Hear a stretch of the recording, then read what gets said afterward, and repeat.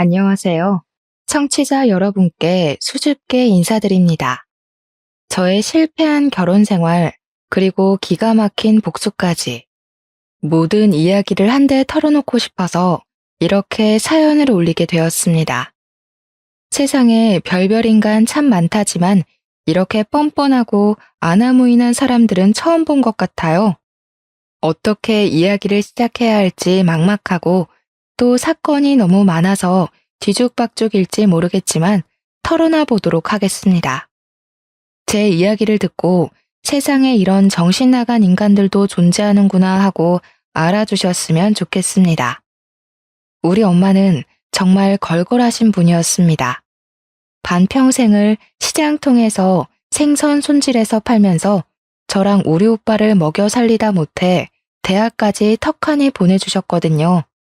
생선 팔아서 어찌 그런 돈을 만졌나 싶을 정도로 장사 수완이 참 좋으신 분이었습니다. 불의를 참지 못하고 시비를 거는 진상 손님에게 굵은 소금을 뿌려가며 지켜낸 시장통 한 구석이었죠. 그러던 엄마는 저희가 모두 고등학교를 졸업하자마자 생선 대가리 썰어 파는 일이 지겹다면서 식당을 하나 차리셨어요. 생선이 지겹다고 하시더니 생선 조림을 파는 가게를 내셨습니다. 우리 엄마의 요리 솜씨가 타인도 인정할 만큼 끝내주셨었거든요. 비법 양념을 대대손손 물려받은 전라도 토박이셔서 그런지 생선 조림 가게는 정말 장사가 잘 됐습니다. 엄마의 양념도 한몫했지만 특이하게 무랑 고구마를 넣어서 조리셨는데 달짝지근하면서도 뒤에 확 올라오는 감칠맛이 끝내주셨죠. 제가 대학에 입학을 하자마자 생선 가게를 오픈하셔서 가게로 친구들을 몇 번 데려갔었어요. 내 친구들이 먹어보고는 진짜 우리만 알면 안 되는 맛이라면서 인터넷 카페 같은 데에 맛집이라고 올려주기도 했고요. 그때만 해도 파워 블로거라는 게 유행할 때라 저랑 친한 대학 동기가 파워 블로거였거든요. 자기 맛집 포스팅에 제대로 올려주고 나서부터는 호황을 이뤘죠. 그 친구한테는 제가 사례를 정말 톡톡히 했습니다.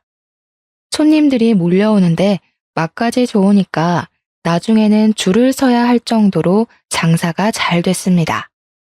우리 엄마가 시장통에서 생선 가게 할 때 정말 욕 많이 본 사람이었거든요.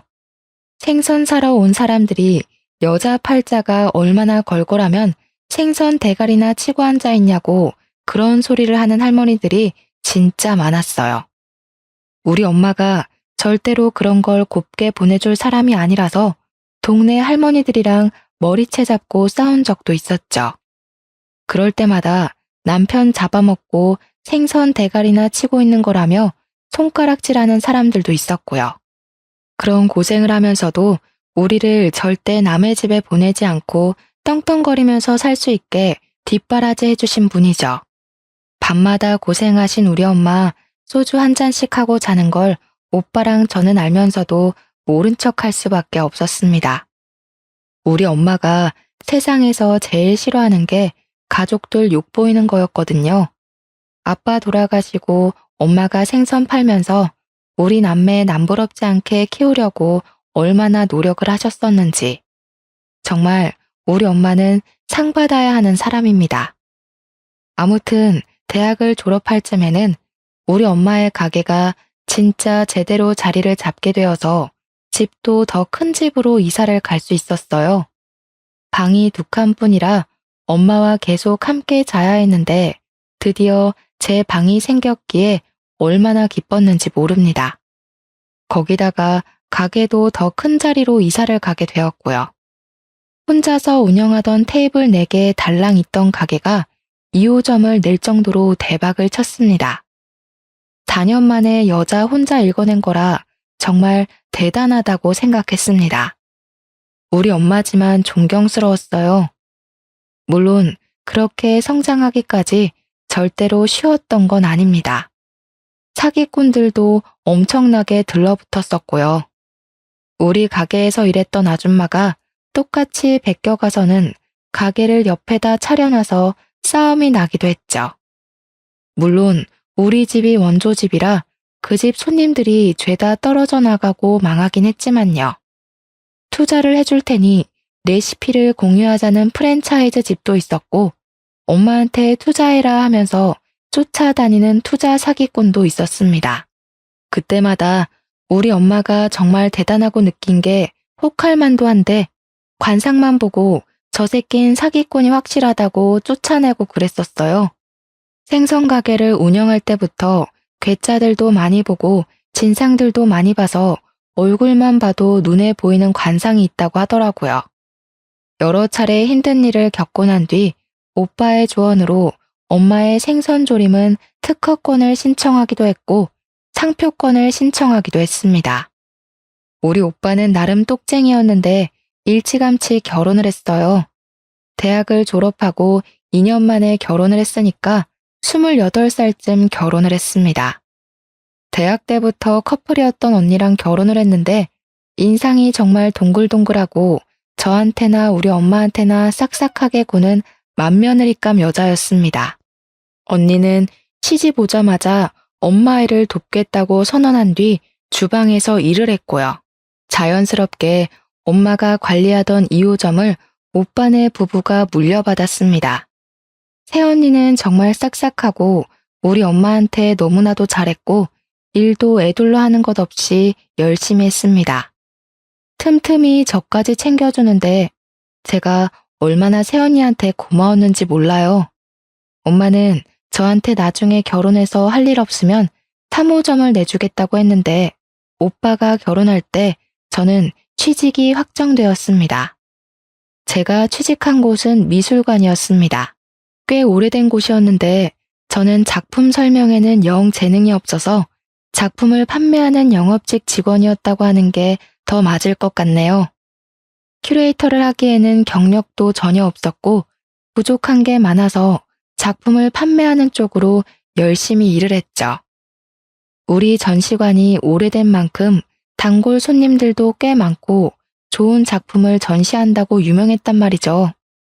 인사동 쪽에서도 이름만 대면 알 법한 유명한 곳이었는데 우리 미술관에 매일 출석하듯이 오는 남자 손님이 한 분 계셨습니다. 직장 선배 말로는 매일같이 보러 온 지 몇 개월이 됐다는데 빤히 작품들을 둘러보고 이것저것 살펴보고 간다는 것이었습니다. 저한테 한번 대응을 해보라고 작품을 살 것 같진 않지만 혹시 모르지 않겠냐고 하더라고요. 그래서 슬쩍 가서 마음에 드는 작품이 있으시냐 물어보니까 아니라고 손사래를 치더라고요. 그냥 보러 온 거라고 하는데 솜에 물감이 묻어있고 오일 페인트 냄새가 옅게 나는 것 같길래 슬쩍 물어보았어요. 화가시냐고 하니까 어떻게 알았냐면서 하들짝 놀라더라고요. 물감 냄새가 나는 것 같아서요 하니까 자기한테 냄새 나냐고 킁킁거리는데 그 모습이 어벙한 게 귀엽더라고요. 매일같이 오니까 저도 모르게 매일같이 옆에 서서 대화를 나누게 되었습니다. 한 가지 작품 앞에서 빤히 계시길래 이 화가의 작품을 좋아하냐 물어보니 그런 건 아니고 그림을 어찌 저리 생동감 있게 그릴 수 있는지 궁금해서 보는 거래요. 자기는 무명 화가고 아직 개인 전시회 같은 것도 엄두를 못 내는 정도라고요. 자연스럽게 그림에 대한 대화로 시작해서 각자의 사생활까지 이야기하는 사이로 발전했습니다. 그 사람과 저는 미술관에서 만나다가 근처 카페에서 못다한 이야기를 나누고 밥을 먹고 영화를 보는 사이가 되었죠. 그렇게 2년이 넘는 시간 동안 연애를 하고 제 나이 29에 프로포즈를 받게 되었습니다. 비록 자기가 버는 건 별로 없지만 미술학원 강사도 나가고 있고 고생 안 시킨다고 할 순 없지만 최대한 노력을 해보겠다고 했어요. 그 무엇보다 진정성 있는 고백이라고 느껴져서 저도 홀라당 넘어가고 말았고 결혼을 약속하게 되었습니다. 그런데 그때까지도 별말 없이 저의 연애를 지켜보던 엄마가 상견례를 하고 나서부터 은근히 싫은 티를 내더라고요.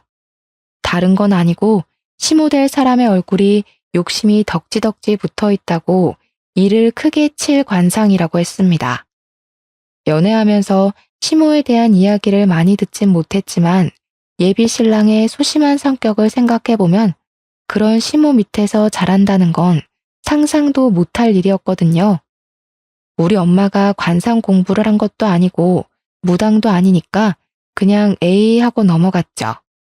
결혼식 날까지도 시모한테서 그런 낌새는 느끼지 못했고요. 그런데 정말 결혼식 그 이유가 문제였습니다. 우리 집이 식당을 하고 있다는 걸 시댁도 다 알고 계셨거든요. 결혼한 지 4개월쯤 지났을까? 새언니한테 전화가 오랜만에 와서 반갑게 받았는데 다짜고짜 신우 그거 알아? 하는 거예요. 뭘 알아요? 무슨 일 있어요? 하니 우리 시모가 자꾸 엄마 가게에 찾아와서 공짜로 밥을 먹고 이것저것 요구를 한다는 겁니다. 아무것도 몰랐던 저는 자세하게 이야기를 해달라고 했죠. 그러니까 일주일에 한 번씩은 꼭 찾아와서 공짜로 밥을 먹고 간다는 거예요. 그것도 혼자 찾아오는 것이 아니라 친구들을 싹 끌고 와서 비싼 갈치조림을 대짜로 시켜 먹는 것도 모자라 반찬까지 싸달라고 한다는 겁니다. 반찬? 무슨 반찬? 하고 물어보니까 글쎄 식당에 밑반찬 나오는 거 있죠? 이게 맛있네 저게 맛있네 하면서 락앤란 통을 들이민다는 거예요. 돈 한 푼 낸 적 없이 매번 그러니까 새언니가 미치겠다고 하더라고요. 우리 엄마는 사돈어른이라 싫은 소리 한번 못하고 그냥 해달라는 대로 해주고 있었대요. 시모가 저한테 시집살이라도 시킬까 싶어서 보다 못한 새언니가 저한테 신우가 잘 좀 이야기해봐. 어머님 성격 알잖아 하더라고요. 우리 엄마가 걸걸하신 분이고 불의를 못 참는다고 하셨잖아요. 저 때문에 꾹꾹 참고 계신 거였어요. 그날 저녁에 남편을 붙잡고 이야기를 했습니다. 시모가 우리 엄마 가게 와서 공짜로 밥 먹고 가는 것도 모자라 반찬까지 싸달라고 한다더라. 친구들까지 죄다 끌고 온다더라 했어요.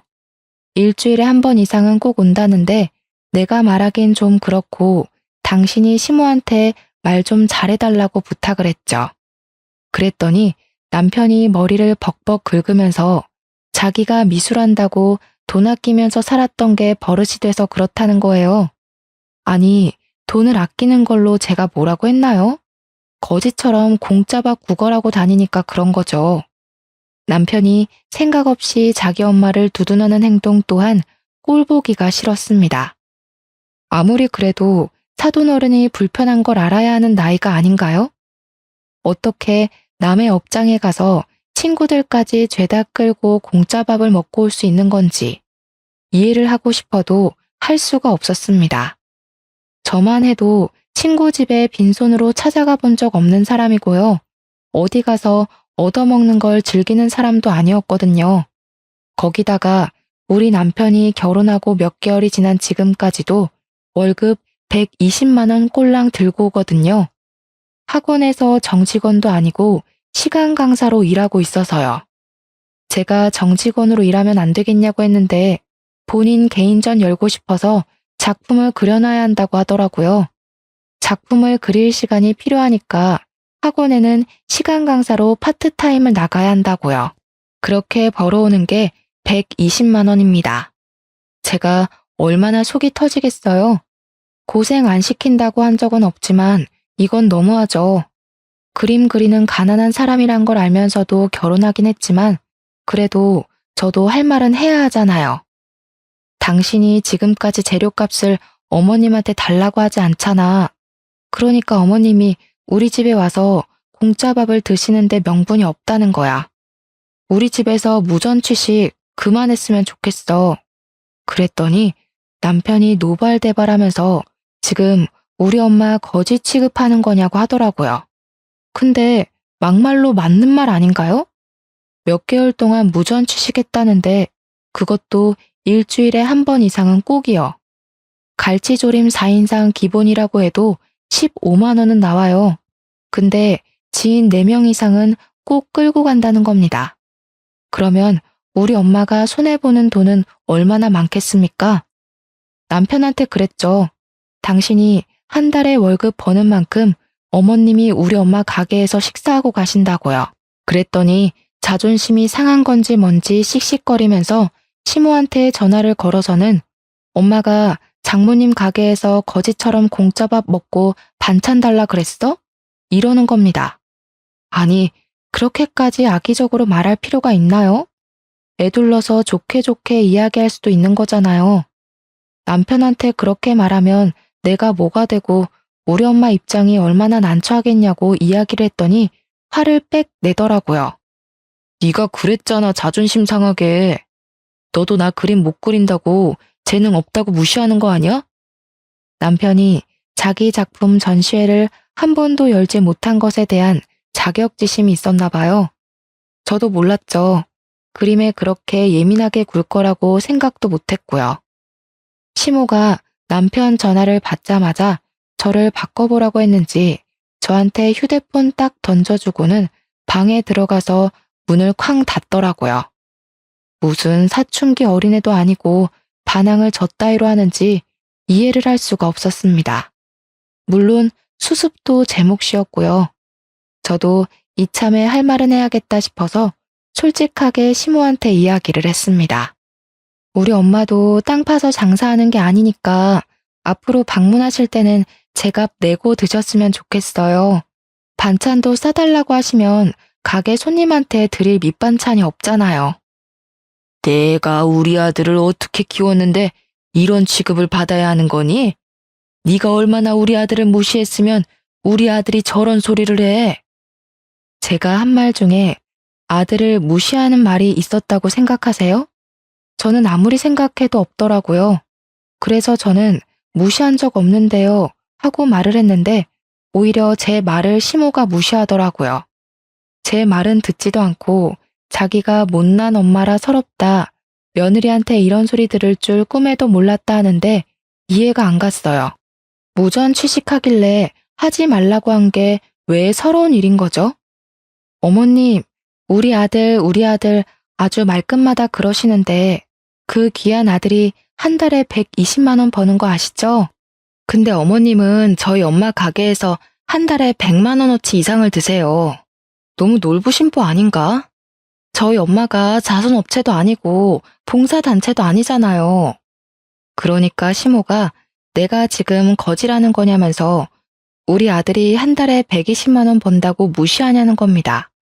능력 없다고 무시하냐, 네가 더 잘 번다고 남자를 깔보면 되냐 안 되냐 하는데 귀가 따가웠습니다. 능력 없는 남편 데리고 살아주는데 저한테 고마워하세요. 120만 원 버는 아들 키워놓고 저한테 이런 취급을 받아야겠냐고 하셨죠? 그럼 120만 원 버는 만큼 딱 그만큼만 저도 시댁에 베풀게요. 남들은 300만 원 넘게 벌어와도 있는 척 유세 안 떠는데 고작 120만 원 버는 아들 데리고 지금 유세 떠시는 거예요? 끝으로 양심도 없으시지까지 덧붙이니 시모가 전화를 뚝 끊어버리시더라고요. 제가 생각해도 너무 세게 말했나 싶긴 했는데 언제까지 우리 엄마가 손해보고 살 수는 없으니까요. 그 뒤로 시모한테 연락이 며칠간 없었고 저는 새언니한테 문자를 남겼습니다. 제가 시모한테 말 잘해놨으니까 더 이상 무전 취식할 일 없을 거라고 했죠. 무슨 일 생기면 꼭 연락해달라고 신신당부를 했는데 새언니가 그 문자 받고 엄마한테 이야기를 했나 보더라고요. 우리 엄마는 혹여라도 제가 시집살이를 당할까봐 걱정이 되어서 그래도 일주일 내내 오는 거 아닌 게 어디냐고 가끔 와서 드시고 가라고 하는데 저는 싫었어요. 저한테 이제 뭐 돈 1, 20만 원에 궁상 떠는 사람도 아니고 딸내 시댁 어르신인데 그 정도 대접을 할 수 있다고 하시는데 됐다고 했습니다. 시모도 저한테 삐졌는지 뭔지 한 2주 뒤쯤부터 다시 연락을 해서는 평소에 안 하던 잔소리를 막 하더라고요. 애는 언제 가질 거냐 하면서 딱 인터넷에서 보던 전형적인 시모의 잔소리 있죠? 도대체 시모들은 왜 다 그런 건지. 뭐만 하면 애는 언제 낳냐, 아이는 안 생겼냐 하는데 제가 무슨 애 낳는 기계도 아니고. 더군다나 남편이 120만 원 벌어오는 상황에서 무슨 애를 낳겠어요? 제가 임신해서 육아휴직이라도 쓰거나 일을 그만두면 우리 집 생계는 누가 책임져 준답니까? 시모가 생활비 줄 것도 아니고 대책이 없어도 너무 없는 소리만 하니까 나중에는 예 하고 말게 되더라고요. 아무튼 3개월을 꼬박 손주 타령을 하길래 저도 발끈해서 남편이 정직원이 되거나 그림이 좀 팔리거나 해서 돈을 벌어와야 되지 않겠냐고 했어요.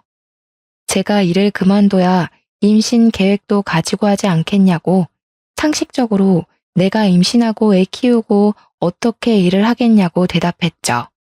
그러니까 시모가 말꼬리를 잡으면서 나보고 지금 상식이 없다고 그러는 거야? 이러잖아요. 그렇게 말꼬리를 잡는 것도 진짜 재주라면 재주겠네요. 너무 피곤했습니다.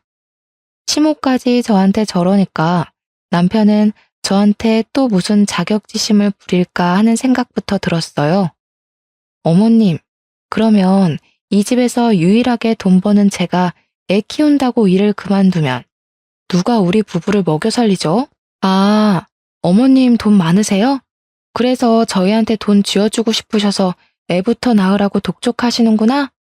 저는요, 그럼 어머님만 믿고 당장 사직서 내고 올게요. 어머님께서 저한테 월급 주시면 되겠다. 저는 한 달에 400만 원 좀 안 되게 벌거든요. 넉넉하게 매달 400만 원씩 보내주시면 아이 키울 때 부족함 없을 것 같은데 괜찮으시겠어요? 뭐라고? 나한테 지금 네 월급을 달라고? 이게 말이야 방구야. 너는 상식적으로 그게 말이나 되는 소리니? 너네 애 키우면서 나한테 왜 돈을 달래? 이게 미쳤나? 왜요? 저는 아이 키울 여건이 안 돼서 안 낳겠다고 한 건데 굳이 어머님께서 낳으라고 하시는 거 보니까 자신이 있어서 낳으라고 닥달하신 줄 알았어요. 그게 아니라면 저한테 왜 자꾸 아이 낳으라고 강요하세요? 그리고 말 한 번 잘하셨네요. 어머님 말대로 저희 아이거든요? 어머님 애가 아니라요. 저희 부부 밑에서 태어날 아이를 저희가 계획해야지. 왜 어머님께서 일일이 참견이세요? 그렇게 답답하시면 매달 400만 원씩 보내주고 잔소리하세요. 시모가 이렇게 할 말 다 하는 며느리는 너밖에 없을 거라고 씩씩거리시더니 할 잔소리가 없으신지 끊어버리셨습니다. 그렇게 한동안 아이 이야기는 쏙 들어가고 잠잠해졌어요. 그런데 어느 날 갑자기 남편이 저한테 우리도 아이를 좀 가져보는 게 어떻겠냐고 은근히 몸을 붙여오더라고요. 그런 꼬락서니도 보기 싫고 결혼한 지 1년 만에 정이 다 털린 상태라 솔직하게 남편에게 이야기를 했습니다. 지금 우리 벌이에 애 못 키운다고요. 내가 일을 그만두면 당신이 그만큼 돈 벌어올 수 있겠냐고 이야기를 했죠. 그랬더니 남편이 집안에서 담배를 뻑뻑 피우더라고요. 담배를 피우지 않는 저에게는 너무 가혹한 행위였습니다. 저는 남편에게 아이를 가지고 싶으면 담배부터 끊으라고 이야기를 했더니 유일한 취미 생활인데 너무한 거 아니네요. 저는 남편한테 가감없이 이야기를 했어요. 너 그림 그리는 것도 내가 봤을 때는 취미나 다름없다고. 내가 미술관에서 지금 몇 년을 일했는데 그림에 힘이 있는지 없는지도 구별 못하겠냐고 했습니다. 우리 남편이 성격만큼 터치가 섬세한 화가이긴 하지만 남들 따라 그리는 건 잘해도 자기만의 색이 전혀 없는 사람이거든요. 남편이 한동안 작업실에서 나오지 않을 정도로 많은 충격을 받은 듯 했습니다. 하지만 저는 이걸 기회 삼아서 남편이 정신을 차리고 미술학원에 정직원으로 취직이나 했으면 좋겠다고 생각했어요. 그렇게 시간이 흐르고 흘러 남편의 자격지심과 시모의 잔소리를 버티며 2년이라는 시간을 보냈습니다. 남편은 그 와중에도 신인 작가정 같은 데에 공모를 넣었다가 몇 번의 실패를 겪었고 사람은 점점 피폐해지기 시작했어요. 우리 엄마는 남편을 마주칠 때마다 우리 사위 얼굴이 많이 상했다고 큰일이라고 걱정을 했어요. 얼굴이 저래서 어디 힘이나 쓰겠냐고 걱정을 하는데 저는 그저 속이 답답할 뿐이었습니다. 오죽하면 오빠가 따로 연락이 와서는 혹시 가정에 불화가 있거나 걱정이 있으면 새언니한테라도 다 털어놓으라고 하더라고요. 그러던 어느 날부턴가 남편이 다시 생기를 찾기 시작했고 저한테 꽃다발을 사준다거나 옷을 사주거나 하는 일이 잦아졌어요. 밝은 얼굴로 저한테 이제 우리 진짜로 아이도 곧 갖자 하는데 근래 사람이 바뀌니까 저도 궁금하더라고요. 무슨 좋은 일 있냐고 물어보니까 자기가 그림으로 이제 돈 좀 만질 수 있을 것 같다고 좋은 자리가 생겨서 돈을 많이 벌어다 줄 수 있다는 겁니다. 단지 비밀 계약이라서 가족들한테 말을 할 수 없지만 믿고 기다려준 만큼 꼭 보답을 하겠다고 했어요. 그 말을 한 이후로 남편은 작업실에서 거의 살다시피 하면서 그림을 그려낸다고 했습니다. 집에서 빈둥빈둥하면서 파트타임 아르바이트만 하던 남편의 얼굴에 생기가 도는 건 좋았지만 무슨 작업실인지 궁금했죠. 그동안은 학원에서 그림을 그린다거나 집 베란다에서 그림을 그렸는데 작업실이라는 공간이 생긴 게 의문이었거든요. 그래서 남편에게 무슨 작업실을 얻은 거냐고 돈은 어디서 난 거냐고 물어보았죠. 아무리 뭐 작은 공간이면 충분하다고 해도 보증금은 꽤 큰 돈이 들어갈 테니까요. 남편은 아주 떵떵거리면서 새로 일하게 된 회사에서 얻어준 작업실이라고 했어요. 그러면서 제 손을 꼭 잡고는 앞으로 먹고 사는 거 걱정 없이 해주겠다고 그동안 자기가 너무 못 벌어와서 미안하다고 사과를 하더라고요. 이 남자가 취업을 하더니 정말 철이라도 들은 건가 싶어서 저는 의아했죠. 그런데 남편이 정말 한 달 뒤에 월급이라고 통장에 찍힌 돈을 보여주는데 무려 300만 원이라는 돈이 찍혀 있는 게 아니겠어요? 300만 원이라는 돈이 남들한테는 늘 벌어왔던 돈일 수도 있지만 우리 남편에게는 정말 큰 의미나 다름없었거든요. 앞으로 잘만 하면 더 오를 거라며 내가 이제 걱정 없이 살 수 있게 해준다고 했지 하면서 큰 소리를 치는데 엄지를 척하니 올려주었습니다. 무슨 일을 하는 건지는 몰라도 분명 그림으로 벌어온 돈일 텐데 우리 남편의 자존심이 회복되는 것 같아서 진심으로 기뻤습니다. 돈이 생기고 나니까 남편이랑 저의 사이도 점점 회복되기 시작했습니다. 다시 물감 냄새를 진하게 묻혀오는 남편한테 애정이 막 샘솟기도 했고요. 우리 남편의 표정이 남들이 보기에도 쑥쑥 밝아졌어요. 우리 엄마도 타위 얼굴이 좋아졌다고 용돈 보내준 거 잘 받았다고 무슨 돈이 있어서 보냈냐고 기특하다고 하는데 좋더라고요. 그렇게 6개월이 더 지난 어느 날 남편의 월급은 쑥쑥 올라서 저보다 더 많이 벌어오기 시작했습니다.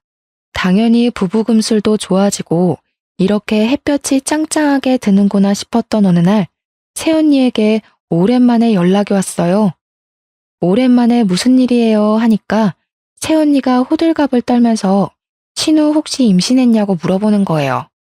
간밤에 꿈을 꿨는데 태몽을 꾼 것 같다면서 꿈 이야기를 한창 늘어놓더라고요. 용 한 마리가 자기 손에 떡하니 올라탔는데 갑자기 맞은편에 있던 제 뱃속으로 뚝 들어가더라고요. 그래서 제가 웃으면서 임신은 무슨요 하는데 순간 마지막 생리일이 언제였더라? 하는 생각이 들었어요. 언니, 잠시만요.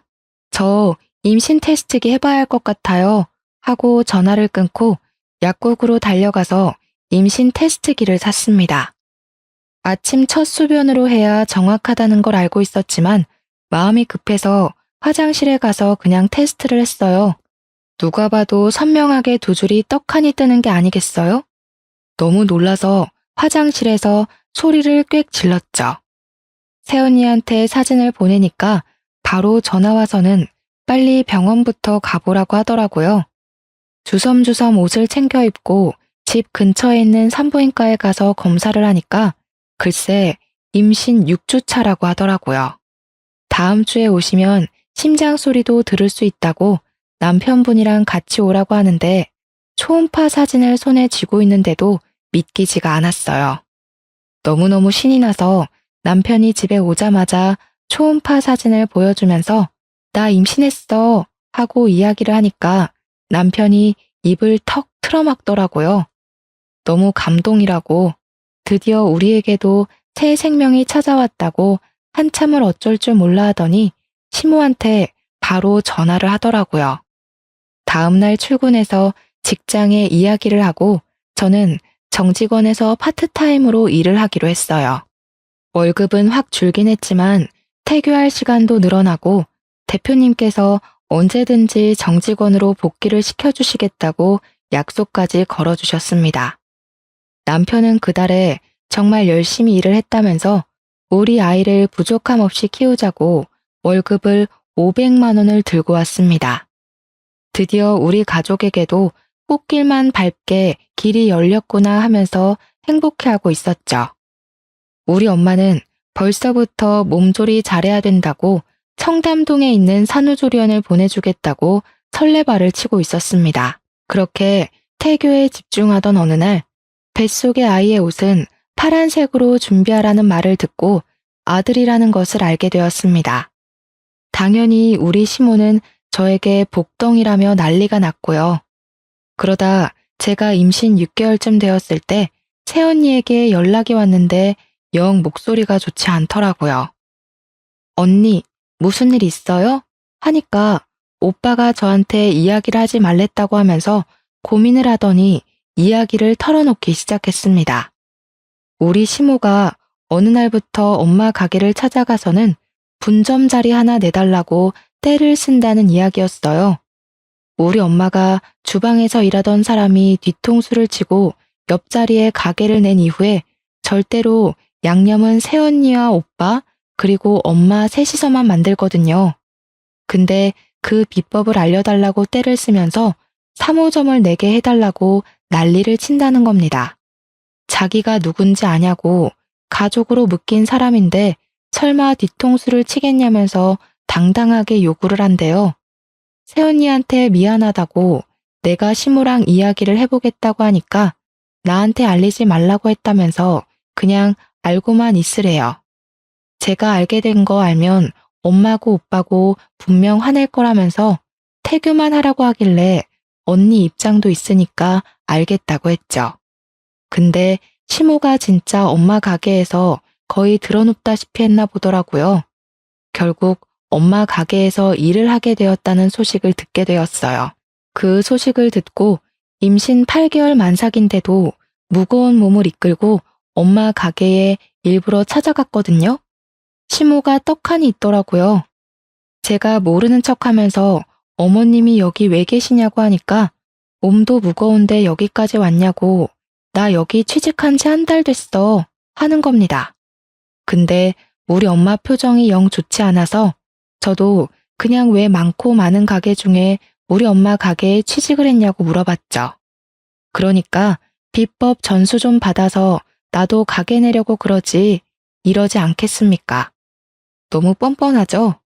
근데 우리 엄마는 제가 혹시라도 미움받을까봐 아무 말도 못하고 한숨만 쉬고 있더라고요.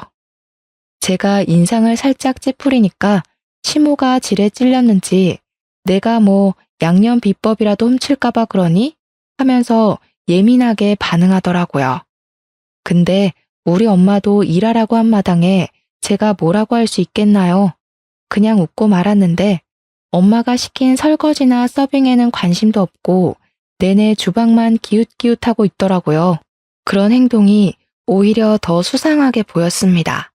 시간이 몇 주 더 흐르고 예정일보다 조금 이르게 아이를 출산했고 산후조리원에서 푹 쉬다가 집으로 돌아왔는데 그때부터 남편이 조금 이상한 행동을 하기 시작했어요. 저랑 아이한테는 아예 신경도 쓰지 않고 하루 종일 휴대폰을 보면서 안절부절 못하고 있다가 작업실로 쏙 가더라고요. 마치 무언가에 쫓기는 사람처럼 보였는데 저는 육아를 하나도 도와주지 않는 남편의 모습에 무척이나 서운했죠. 그래서 남편한테 하루는 너무 아이한테 관심이 없는 거 아니냐고 애기도 좀 안아주고 목욕도 시켜주고 하라고 했어요. 그랬더니 예민하게 버럭하면서 자기가 일하느라 바빠 죽겠는데 그럴 시간이 어디 있냐고 하더니 화장실에 들어가서 담배를 피우더라고요. 애도 있는데 담배를 피우니까 냄새가 거실까지 올라오고 진짜 너무 짜증나더라고요. 날이 갈수록 안색은 나빠지고 무슨 일 있냐고 물어봐도 신경 쓰지 말라고 예민하게 반응하고 남편 일인데 어떻게 신경을 쓰지 않을 수가 있겠어요?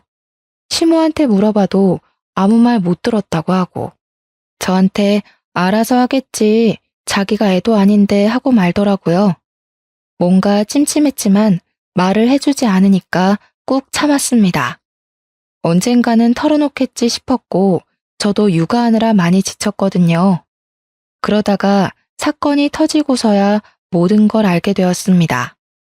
어느 날 집에 경찰이 들이닥친 거예요.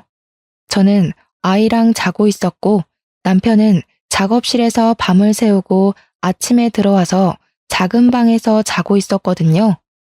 초인종 소리가 끊임없이 들리길래 누군가 하고 문을 열었더니 경찰입니다 하면서 무슨 종이랑 신분증을 막 보여주더라고요. 자다 깨서 정신이 없는 상태로 경찰이 여기 왜 왔냐고 물어보니까 영장 보이시죠? 압수수색하러 왔습니다. 하는 겁니다.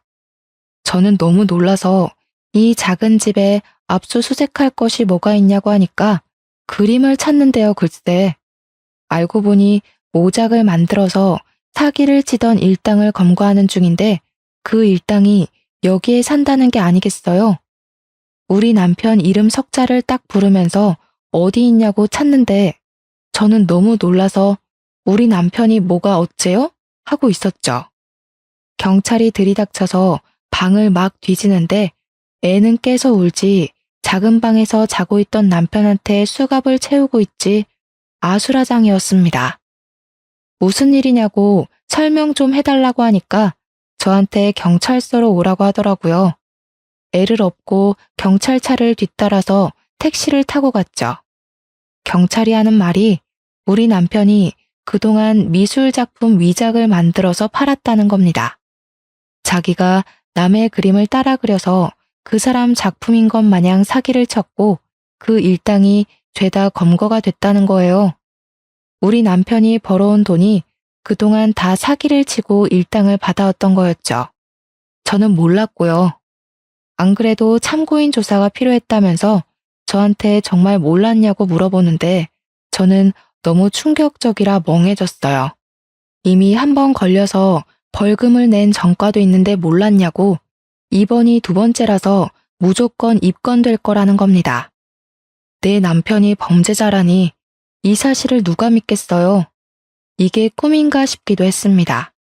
놀래서 시모한테 전화를 했는데 아침 대바람부터 전화했다고 성질을 내시더라고요. 경찰서라고 남편이 지금 입건됐다고 빨리 오시라고 했더니 시모가 그거 벌금 다 냈다고 하던데 하는 게 아니겠어요? 시모는 알고 있었던 거죠.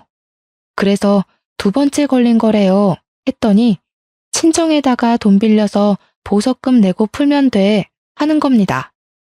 사기친 금액만큼 돌려주면 되는 거 아니냐고. 그래서 경찰에 물어보니까 이번에는 벌금으로 안 끝날 거라고 무조건 구속 수감될 거라는 거예요. 벌금이 얼마예요? 하니까 지난번에 2천만 원 냈으니까 이번에는 더 많이 나오겠죠? 하더라고요. 아니, 그동안 벌었던 돈은 다 저한테 줬는데 2천만 원이 어디서 나서 벌금을 냈나 싶더라고요. 남편한테 물어보니까 글쎄 우리 엄마한테 돈을 빌렸다는 겁니다. 그 와중에 새언니한테 연락이 오더니 큰일 났다고 3호점을 낸 적이 없는데 떡하니 3호점 간판을 달고 장사하는 집이 생겼다는 겁니다.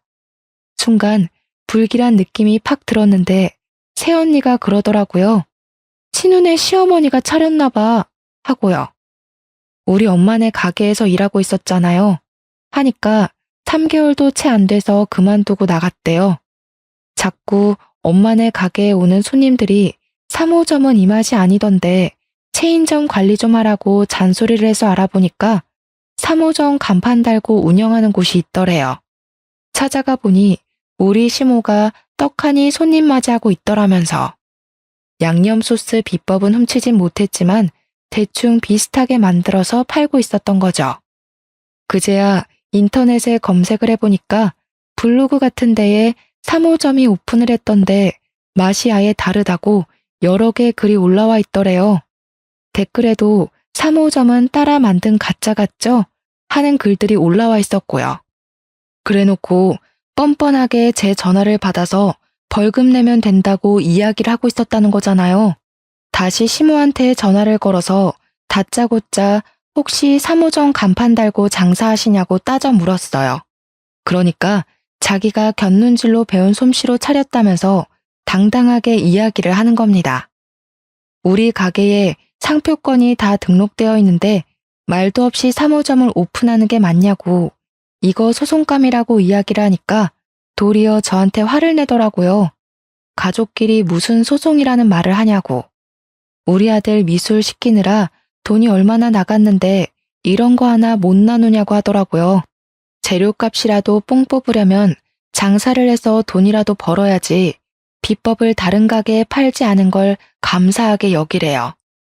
자기한테 비법 팔으라고 연락 온 사람이 한둘이 아니라면서 저한테 제대로 된 비법을 알려주면 3호점 잘 운영해 보겠다는 겁니다. 글쎄.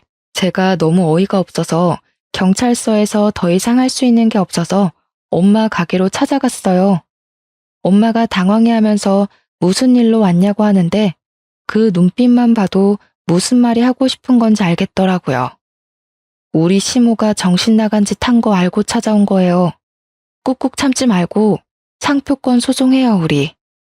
엄마가 놀래서 무슨 소송이냐고 그럴 필요 없다고 하는데 가족이라도 해야 할 짓이 있고 하면 안 되는 짓이 있는 거라고 했죠. 안 그래도 손님들이 맛 다르다고 난리친다면서 엄마 가게 매출도 떨어지는 거 아니냐고 화를 냈습니다. 묵묵부답으로 일관하시길래 지금 경찰서 갔다 오는 길이라고 남편이 사기쳤다는 사실을 알려드렸어요. 그러면서 엄마한테 돈 빌려갔다면서 남편이 처음 걸렸을 때 벌금을 엄마 돈으로 냈다고 하던데 하고 말을 했죠. 그거 갚을 수 있을지 없을지도 모르는 마당에 그 큰 돈을 왜 빌려줬냐고 핀잔 섞인 투정을 부리고 있었는데 엄마가 그러시는 거예요.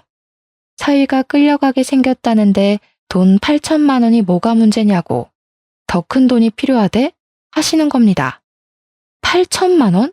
벌금 분명 2천만 원이라고 했는데 웬 8천만 원?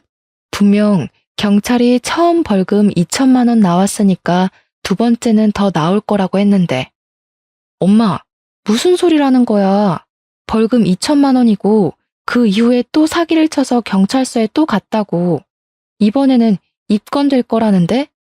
그러니까 엄마가 통장을 들고 나오더니 남편한테 8천만 원을 송금한 내역을 떡하니 보여주는 거예요. 머리가 핑핑 돌면서 이게 다 무슨 상황인가 싶었습니다. 바로 엄마랑 같이 시모가 운영한다는 3호점에 찾아갔어요. 시모가 드디어 양념의 비법을 알려주러 온 거냐고 묻는데 열이 받아서 셀프 코너에 있는 깍두기 통을 들어 엎어버렸습니다. 시모가 놀래서 미친 거냐고 이게 무슨 짓이냐고 소리를 쳤죠. 벌금 2천만 원 빌린 게 아니라 8천만 원을 빌렸다고? 6천은 어디 갔어요? 아이고, 그걸 또 곳에 가서 일렀어? 지네 엄마가 생선 대가리 잘라 팔았다더니 딸도 기가 센 건가? 우리 아들이랑 붙어 먹어서 우리 아들 망한 거 아니냐? 팔짝 꼬인 거 아니야? 그 소리에 우리 엄마가 열이 받아서 시모한테 소리를 쳤죠. 손질해준 생선을 냅다 던지면서 내 돈 어디다 썼냐고 말이에요. 그 돈으로 이 가게 보증금 냈지. 엄마가 부들부들 떨면서 상표권 소송 걸 거라고 단단히 준비하라고 소리치고 나왔습니다. 상표 등록 다 해놨던 가게였기에 명백한 상표권 침해였거든요. 남편은 결국 유치장으로 가게 되었고 우리 가족들은 저에게 이혼을 하라고 했습니다. 저도 그게 맞다 싶어서 이혼 소송을 바로 접수했고 변호사의 도움으로 상표권 침해 소송도 접수했죠. 소송에 걸린 시모가 우리 아들 살려달라고 자기도 소송 걸리면 뭐 먹고 사냐고 애걸복걸 하더라고요. 아들이 죽든 말든 저랑 뭔 상관이에요? 생선 대가리 잡는 집안이라면서 개무시하더니 저희가 무슨 자선단체예요? 나 몰래 친정에서 빼간 돈 1원도 남김없이 다 받을 겁니다. 아들내미 미술 시켰다고 유세는 다 떨더니 지금 꼬락서니 참 볼만하네요.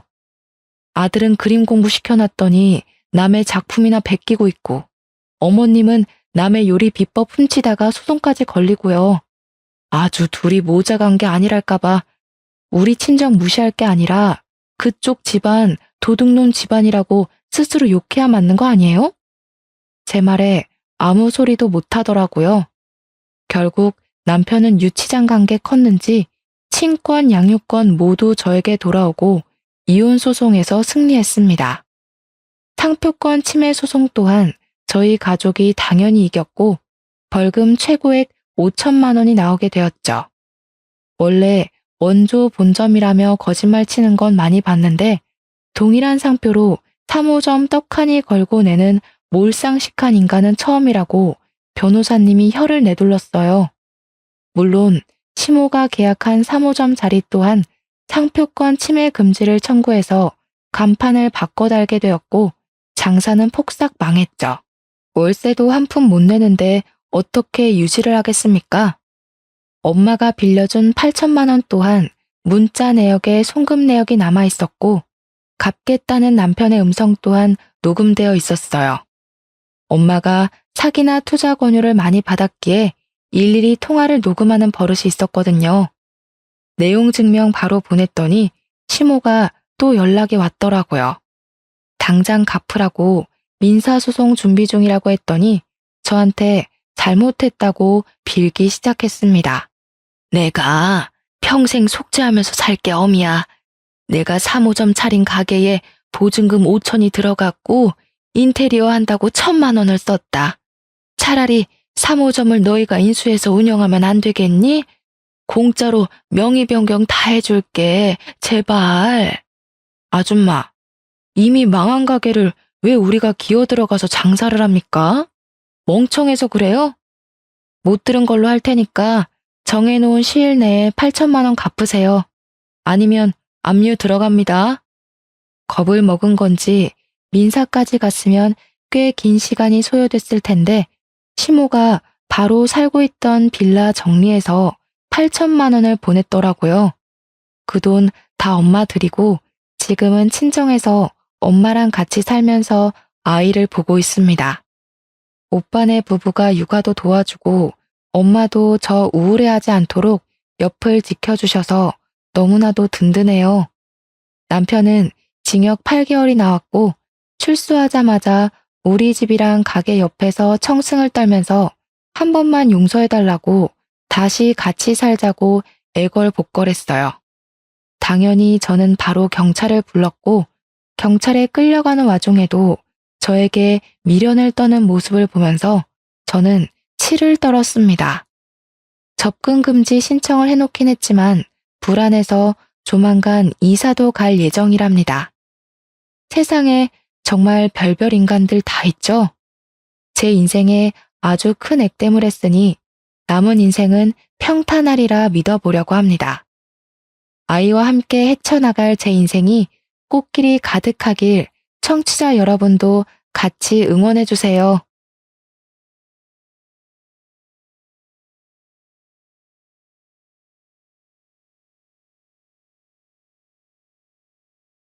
안녕하십니까 여러분. 더위가 기승을 부릴 계절이 다가오는지 요즘은 길만 걸어도 등허리에 땀이 주룩 흐르는 듯한 기분이 드는 날씨가 쭉 이어지네요. 이런 계절이 돌아오면 저에게 일어났었던 지난 과거의 사건이 하나 떠오르는데 저에게 참 잊지 못할 사건이기도 하고 잊으면 안 되는 사건이기도 해서 아직 기억이 생생합니다. 제가 이 익명의 공간을 찾아와 사연을 쓰게 된 것도 모두 그때 있었던 사건을 여러분들께 이야기하고 싶은 마음에서 시작된 것이랍니다. 저는 지금 40대에 막 접어든 나이이고 지난 사건 모두 몇 년 전에 일어난 과거 사건이지만 이렇게 속 시원하게 털어놓기까지 꽤 오랜 시간이 흐르게 되었네요. 여자로서 이런 일이 치욕스럽게 느껴지기도 했고 제 자존심을 많이 깎아먹는 일이라 느껴지기도 했지만 세월이 흐르니 저도 성장을 했는지 의연해지게 되었습니다. 제가 어떤 일을 겪었는지 궁금하시죠? 대부분 이 사연을 들어주실 분들이 여성분들일 거라 생각을 하는데 제 이야기가 많이 공감되실 수도 있을 것 같네요. 제가 어떻게 이 험한 세상을 헤쳐나가게 되었는지 지금부터 제 이야기 한번 들어주시면 감사하겠습니다. 저는 대학 시절부터 8년이라는 시간을 함께한 남자친구가 있었습니다. 8년이라는 시간을 함께하다 보니 정말 누구보다 가족 같고 누구보다 더 빠르게 제 감정을 확인하고 살펴주는 사람이어서 제가 참 많이 의지를 했던 남자였습니다. 저희는 같은 대학을 나온 소위 말하는 캠퍼스 커플이었고 남들이 부러움을 살 정도로 알콩달콩하게 사랑을 속삭이는 커플이었습니다. 대학을 졸업한 이후에 저희 둘 다 평범한 회사원이 되었고 사회생활을 하면서 겪은 부당한 기억, 달콤한 기억을 모두 공유하며 오랜 시간을 만나왔습니다. 그렇게 오랜 세월을 함께했으니 당연한 수순으로 저희는 29살이 되던 해에 결혼을 약속하게 되었고 아직도 프로포즈를 받았던 그날이 생생하게 기억이 나기도 합니다. 저희 둘 다 같은 대학 같은 과를 나왔고 무려 8년이나 연애를 했던 장수 커플이었기 때문에 동기들 사이에서도 당연히 결혼을 할 줄 알았다며 주위의 축가를 한껏 받기도 했습니다. 저희가 청첩장을 돌리던 날 동기들을 전부 불러 모아서 파티를 열었는데 저와 같은 동기였던 여자친구 민지가 저를 정말 진심으로 부러워해 주었어요. 본인은 남자를 만나도 오래 사귀지를 못하고 일찌감치 헤어지곤 하는데 어떻게 8년이나 연애를 할 수 있냐며 비법을 전수해달라고 하기도 했습니다. 저는 민지와 친하게 지내던 사이는 아니었지만 제 남편처럼 자상하고 배려해줄 수 있는 사람을 만나면 가능한 일이라고 슬쩍 자랑을 섞어서 이야기를 했습니다. 민지에게 너도 너의 짝을 만나기만 하면 8년 연애는 물론이고 평생을 함께해도 괜찮을 거라는 생각이 들 거라고 용기를 주었습니다. 양가에서도 당연히 저희가 오래 연애를 했다는 사실을 알고 있었기 때문에 사실 결혼식을 올리겠다고 했을 때 반대를 할 곳도 전혀 없었습니다. 당연히 너희가 결혼을 할 줄 알고 있었다면서 시큰둥하게 언제 할 건데? 하는 식의 반응밖에 없었죠. 뭐 조금 허무하긴 했지만 사실 그만큼 함께한 시간이 있으니 반대를 하는 것도 이상하죠. 거기다가 둘 다 안정적인 직장 생활을 하고 있었기 때문에 양가에서는 둘이 알아서 잘 살았으면 좋겠다고 말씀을 하신 이후에 일절 상관을 하지 않으셨습니다. 식장을 정하는 것부터 드레스를 고르고 웨딩 사진을 찍는 것까지 준비하는 내내 딴지 한번 걸지 않으셨고 저희를 믿고 맡겨주셨습니다. 하지만 신혼집을 구할 때만큼은 저희 부부도 스트레스를 받게 되었는데 대출 문제로 걱정이 많이 되었기 때문이었습니다. 물론 직장이 있으니 직장인 대출을 받으면 되긴 했지만 이자라는 게 만만치 않게 나가더라고요. 둘이 벌어서 빚 갚는 데에만 돈을 다 쓰게 생겼더라고요. 그때 저희 아버지께서 고민을 조금 하시더니 노후 자금 목적으로 구매를 해두신 아파트에서 들어가 살아보라고 양해를 해주셨습니다. 사실 그 집을 선뜻 내어주실 거란 생각은 못했던 터라 마치 로또를 맞은 것 같은 기분이 들었죠. 일단 저와 남편의 신혼집도 해결이 되었으니 행복한 일만 남았구나 생각했습니다. 시작부터 아무 걱정 없이 술술 잘 풀리는 느낌이라 행복했는데 이 행복은 역시 아주 잠깐이었습니다. 모두의 축복 속에서 결혼식을 올렸고 누구보다 행복하게 살겠다고 다짐을 한 것도 잠시. 1년이라는 시간이 흘렀을 때 저희 부부를 뒤흔드는 사건이 일어났습니다. 그것은 바로 남편이 다니던 회사가 크게 부도가 나게 되면서 남편 회사 직원들이 대거 실직자가 되어버린 사건이 일어났기 때문이었습니다. 회사 내부 사정으로 인해서 다른 외국계 계열로 인수합병이 되었는데 그 과정에서 직원의 80%가 실직 통보를 받게 되었고 제 남편 또한 예외는 아니었습니다. 남편은 저에게 미안해했지만 저는 남편이 금방 취직을 할 수 있을 것이라고 생각을 했기에 제 외벌이로도 한동안은 버틸만 하다고 생각을 했습니다. 저는 남편에게 잔소리를 하고 싶지는 않았지만 젊었을 때 돈을 많이 벌어놔야 하지 않겠냐고 취업 준비를 소홀하게 하지 말라고 몇 번이고 부탁을 했습니다. 남편도 처음에는 빨리 취업을 할 것이라고 걱정하지 말라고 저를 안심시키며 큰 소리를 떵떵 쳤습니다. 하지만 이제 저희도 나이가 있고 경력직을 뽑는 자리에는 더 쟁쟁한 사람들이 몰려들고 하니까 남편의 취업이 생각만큼 잘 되지 않았습니다. 거기다가 요즘 시대가 엄청난 취업난에 시달리는 시대라고 하지 않겠습니까? 진짜 사람을 뽑는 곳도 없었습니다. 남편의 백수 생활은 한 달, 두 달 길어지기만 했고 그러다 보니 자연스럽게 남편도 집에서 노는 생활에 적응을 하기 시작했습니다. 원래 사람의 패턴이 무너지는 데는 하루도 채 걸리지 않는다고 하지 않겠습니까? 몇 개월을 집에서 놀다 보니 완벽한 백수가 되고 만 것입니다.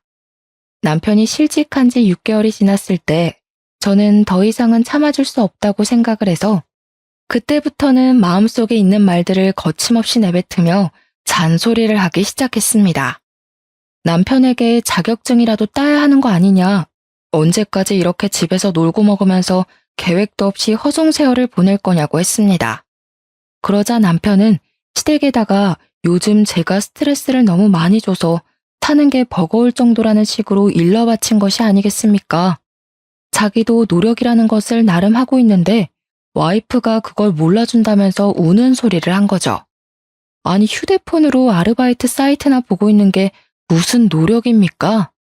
차라리 이력서 같은 거라도 내고 구직 활동을 하거나 아니면 아르바이트라도 하면 제가 이해라도 하겠지만 그것도 아니었습니다. 그랬더니 시모가 저에게 버럭 성질을 내면서 이야기를 하시더라고요. 우리 아들한테 스트레스 좀 그만 줘라. 애가 살이 쏙 빠진 게 마음 아파 죽겠다. 남편 살이 5kg가 넘게 쪘는데요. 그게 뭐 자기가 편해서 찐 거겠어? 마음이 쏙 내려앉았다 뭐 이런 소리지. 앞으로 다 큰일 할 사람이니까 내버려두면 알아서 잘할 거다. 우리 아들이 어릴 때부터 말이야. 속 한번 썩여본 적 없는 진국 중에 진국이었어. 동네 아줌마들이 다 부러워했다니까. 말도 안 되는 소리를 하면서 남편의 편을 들어주는데 남편은 그 옆에서 자기 엄마가 최고라면서 알랑방귀를 뀌는 것이 아니겠습니까? 도대체 일러 바칠 게 따로 있지. 부부간의 대화까지 일러 바치면서 얄밉게 구는데 진짜 제 남편이지만 한 대 쥐어박았으면 좋겠다 싶을 정도로 짜증이 나더라고요. 그 이후부터 제가 무슨 잔소리만 하면 시모한테 일러대는데 한두 번은 시모의 남편 편드는 이야기를 들을만 했지만 날이 가면 갈수록 그 정도가 심해지더라고요. 나중에는 시모가 저한테 해도 너무한다면서 남편의 피가 말라야 멈추겠냐고 소리를 버럭 지르는 게 아니겠습니까? 너 우리 아들이 우습니? 연애할 때는 고분고분하게 굴더니 결혼하고 나니까 왜 우리 아들을 못 잡아먹어서 한달이야? 아니 어머님, 지금 결혼하고 1년 넘게 백수로 지내고 있는데 이건 말이 되나요? 예, 남자만 일하라는 법이 있니? 요즘 시대에 남자 여자가 어디 있어? 시모가 눈도 감고 귀도 닫아버리고 이야기를 하니 아예 말이 통하지가 않는데 진짜 이런 게 바로 아들 사랑인가 시짜짓인가 싶어서 저도 미치겠더라고요. 그러던 어느 날 대학 동기들과 모임을 가지게 되었는데 제가 결혼을 한 지 1년이 조금 넘은 상태니까 궁금한 게 많았는지 다들 눈이 반짝반짝 하더라고요. 올해 연애를 하고 결혼을 하니까 어떤 것 같냐고 잘 지내냐고 물어보면서 동순의 회사, 그러니까 남편의 회사가 외국계 계열로 인수되지 않았냐고 물어보더라고요. 구조 조정이 엄청났다고 들었는데 괜찮은 거냐고 물어보는 동기들에게 정말 한숨만 푹푹 쉬면서 아무런 말도 하지 못했습니다. 그랬더니 동기들도 제 표정을 보고 알만하다는 듯 아무 소리 못하고 눈치만 살피는데 오히려 그런 부분이 저를 더 좀먹게 만드는 것 같은 기분이 들었습니다. 동기들에게 양해를 구하고 오늘은 집에 일찍 들어가 보겠다고 말을 하며 일어나게 되었는데 애들이 약간 동정심이랑 망해서 기분 좋다는 표정이 섞여 있더라고요.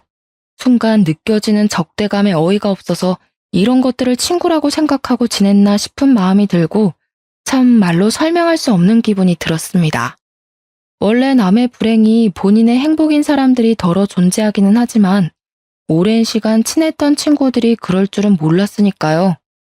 아무튼 서둘러서 그 자리를 떠나는데 민지 기억하시죠?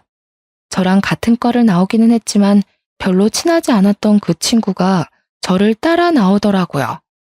수정아 하면서 제 이름을 부르더니 할 말이 있다고 하더니 민지가 창업을 했는데 액세서리를 파는 쇼핑몰을 오픈했다고 하는 게 아니겠습니까?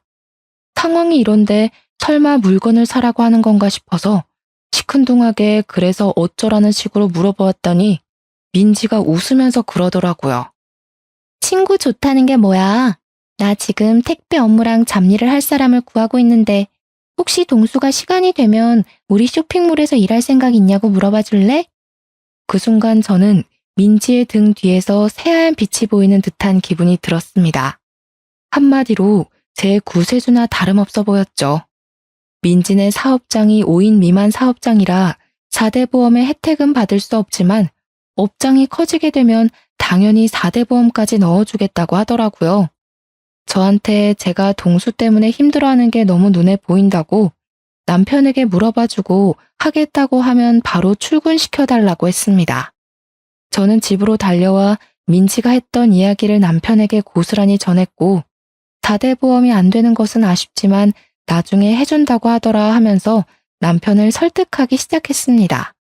언제까지 집에서 놀고 먹을 수만은 없지 않냐. 월급이 많은 편은 아니라도 그거 벌어오면 우리 살림에 훨씬 더 보탬이 될 거라고 남편을 꼬시기 시작했습니다.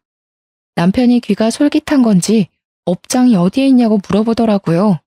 저는 민지에게 남편이 궁금해하는 모든 것을 물어봐주고 연결까지 시켜주게 되었습니다. 드디어 남편이 1년 3개월 만에 백수 생활을 청산하고 민지가 운영하는 액세서리 사업장에서 일을 하기 시작했습니다. 남편도 저랑 같은 학교 같은 과이니 민지를 알긴 알았지만 민지랑 친하게 지내던 사이는 아니었습니다. 물론 그건 저도 마찬가지였고요. 대학을 다니던 시절에 민지에게 추문 같은 것이 꽤 많았었는데 애가 여우다 남자를 밝힌다 이런 소문이 퍼다했기 때문이었습니다. 하지만 이제 저희 나이도 30이고 민지가 예쁘장하게 생긴 친구라서 질투심에 그런 소문이 더 붙었을 수도 있다고 생각을 했기에 별 신경을 쓰지 않았습니다. 왜냐면 그 잠깐 동안 민지가 저희 부부에게 보여준 진심이 너무나도 순수했기 때문이었습니다. 남편은 민지의 업장에서 꽤 빠르게 적응을 해 일을 해나가기 시작했고 대충 4개월쯤 흘렀을 때 뜬금없이 저에게 액세서리를 선물로 주는 센스를 보이기도 했습니다. 꽤 비싼 브랜드의 목걸이였는데 남편이 저를 위해 선물을 사왔다는 것도 그렇고 센스 있게 제가 좋아하는 디자인인 것도 그렇고 그냥 너무 예뻤습니다. 남편이 일을 시작한 이후부터 바빠지기는 했지만 오히려 부딪히는 시간이 줄어드니까 사이는 조금 더 좋아진 듯한 느낌이 들기도 했습니다. 남편이랑 함께하는 시간이 소중해지고 좋아져서 이번 일로 인해서 우리 부부의 사이가 더 돈독해졌다고 믿게 되었습니다. 몇 주 뒤에 여자 동기들이 밥이나 함께 하자며 저녁에 모이자고 해서 남편에게 민지도 이야기 전에 들었대?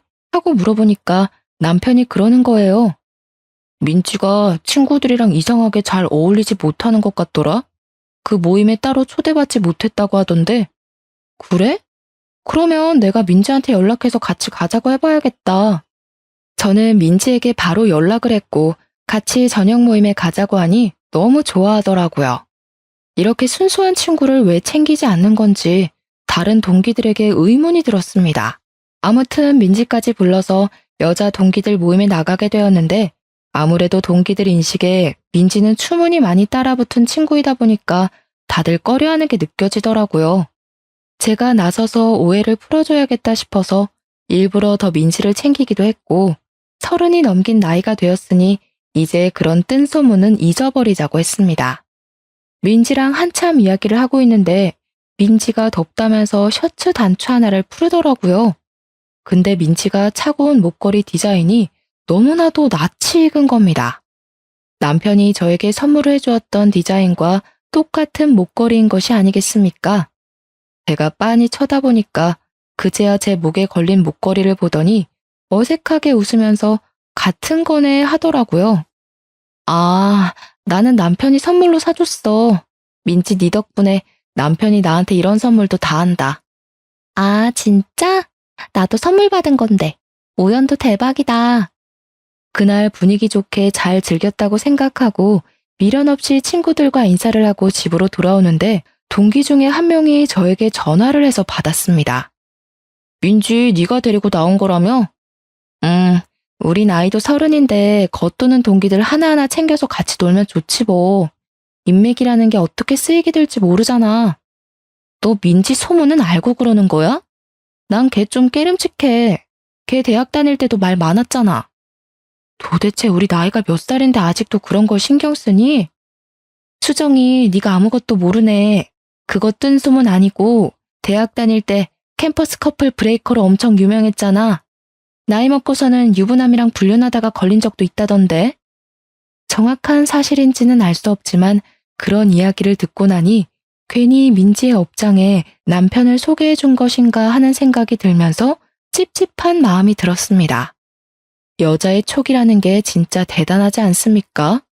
어쩐지 찝찝한 마음이 든다고 했더니 사건이 여기서부터 제대로 터지기 시작했습니다. 남편이 어느 날부터 계속 얼굴에 어두운 그림자가 드리우는 것이 아니겠습니까? 제가 남편의 수상한 행동에 참지 못하고 무슨 일이냐고 물어보았습니다. 사실 내가 그동안 말을 하지 못한 게 있는데 내가 용돈을 받은 거 모아서 주식 투자를 했는데 그게 진짜 초대박이 난 거야. 그래서 신이 나서 조금씩 돈을 모아서 투자를 했는데 투자금의 몇 배 이상의 돈이 불어나기 시작하는 거지. 그래서 내가 너무 신이 나서 그래서 내가 대출을 받아가지고 크게 투자를 한 번 했는데 그 회사 주식이 갑자기 고꾸라지면서 원금을 다 잃은 것도 모자라 대출 빚을 지고 말았어. 저는 그 말에 너무나도 충격을 받아서 한동안 정신을 차리지 못하고 멍한 상태로 남편의 얼굴을 바라보기만 했습니다. 저는 도저히 혼자 감당해낼 수 있는 수준이 아니라고 생각이 들어서 시댁에 이 이야기를 했는데 정말 시댁에서는 뻔뻔하게 나오는 게 아니겠습니까? 남자가 살면서 그런 실수도 한 번쯤은 할 수 있지. 너도 돈 벌고 있지 않니? 같이 벌어서 갚아나가면 얼마 안 걸릴 거다. 저희가 부모님의 노후 자금이나 다름없는 아파트에 들어와 대출 없이 살기 시작한 이유가 돈을 모으기 위해서였는데 갑자기 여기서 예상치 못한 구멍이 뚫린 거죠. 저는 고민에 쌓여 결국에는 이자를 지불하는 게 더 손해라는 생각에 붓고 있는 적금을 깨겠다고 했더니 남편이 저에게 기가 막힌 묘수가 있다는 게 아니겠습니까? 저는 지푸라기라도 잡아야 한다는 심정으로 남편에게 묘수가 무엇이냐고 물어보았고 남편은 우리가 위장 이혼을 하면 된다고 말을 하더라고요. 저는 순간 제가 무슨 소리를 들은 건가 싶어서 뭘 하자고 하는 거냐고 다시 한번 되물어봤는데 남편이 위장 이혼이라고 대답을 하더라고요. 내가 주식 투자를 한 사람들끼리 모여있는 톡방에 들어가 있는데 거기서 지금 다들 위장 이혼을 한다고 난리래. 투자 손실 난 것만큼 어쨌든 갚아야 하는데 내 명의로 된 재산이라도 지켜야 하지 않겠나 뭐 이런 의미로 한다더라고. 남편의 말에도 일리가 있다는 생각이 들었습니다. 모든 재산을 제 명의로 돌려놓고 위장 이혼을 하면 남편이 파산 신청을 해도 안전하니까요. 물론 이런 일이 불법이라는 것을 알고는 있지만 정작 제 코가 석자인 마당에 물불 가릴 때가 아니지 않겠습니까? 거기다가 남편이 계속해서 저를 설득해오니 저도 혹하더라고요. 어차피 주소만 시댁으로 바꾸는 거고 같이 사는 거야 문제가 없다고 서류상으로만 이혼을 하자고 하더라고요. 저는 한 달 동안 고민을 하고 남편의 꾸준한 설득 끝에 결국 위장 이혼이란 것을 하게 되었습니다. 저희 부부는 서류상으로 협의 이혼을 진행했고 아이가 없었기 때문에 한 달 만에 이혼이 성립되었습니다. 그런데 이혼을 마무리 지은 그날부터 남편이 정말 제 눈에도 보일 정도로 변하기 시작했습니다. 저는 급작스러운 변화에 상황 파악이 잘 되지 않을 정도였습니다. 분명 우리는 서류상으로만 이혼을 했음에도 불구하고 남편은 정말 저와 이혼을 한 사람처럼 굴기 시작한 것입니다. 시댁에서 잠을 자고 오겠다고 언제 빚쟁이가 찾아올지 모르니 시댁에 붙어있는 게 좋겠다는 변명을 일삼았습니다. 시댁에서는 저희의 위장 이혼을 몰랐거든요. 남편이 굳이 위장 이혼을 하는 마당에 양가에 알릴 필요가 있겠냐고 했던 터라 말을 하지 않았던 것이었습니다. 남편은 그 이후에도 이 핑계 저 핑계 댈 수 있는 모든 핑계는 다 대면서 집에도 안 들어오기 시작했습니다. 맨날 무슨 돈이 있어서 그렇게 술을 마시러 다니는 건지 전화를 해도 안 받기 일쑤였고 문자를 보내봐도 다음 날이나 되어서야 겨우겨우 연락이 도착했습니다. 남편이 허튼 짓을 하고 다닐 사람이 아니라는 걸 그간 만났던 세월로 잘 알고 있지만 연락이 잘 되지 않으니 너무나도 답답했습니다. 혹시 빚쟁이들에게 해코지를 당하고 있는 건 아닌지 저는 매일매일 불안한 생활을 하게 되었습니다.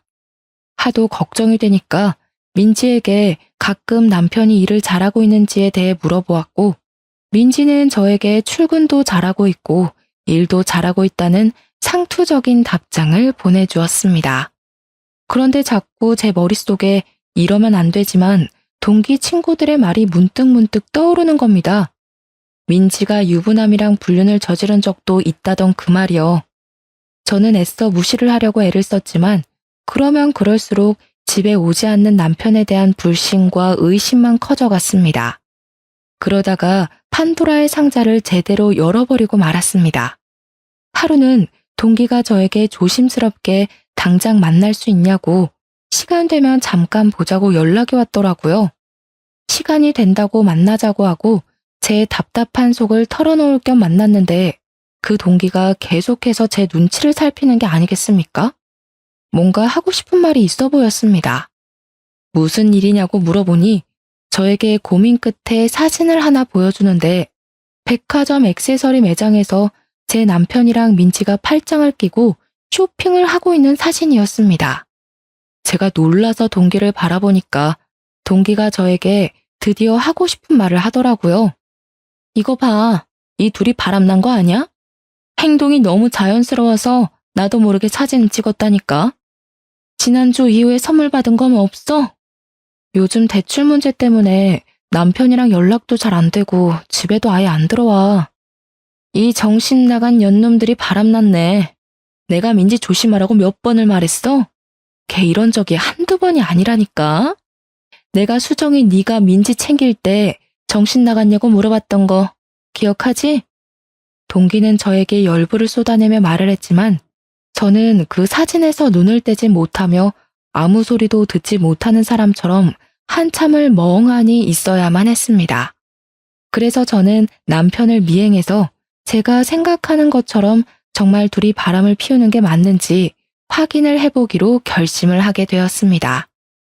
드라마에서 보면 다들 잘만 흔적을 찾아내고 현장을 잡아내던데 현실과 드라마는 엄청난 차이가 있더라고요.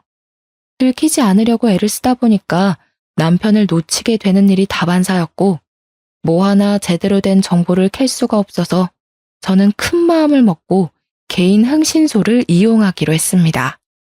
이 사람들은 전문가라는 확신이 있다 보니까 적어도 제가 찾아내는 것보다는 낫겠다 싶어서 거금을 주고 그 사람들에게 미행을 부탁했습니다.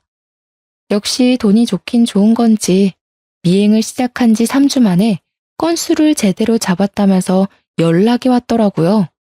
흥신소 사람들이 찍어준 사진은 정말 전문가가 찍었다고 말을 해도 손색이 없을 정도로 완벽했습니다.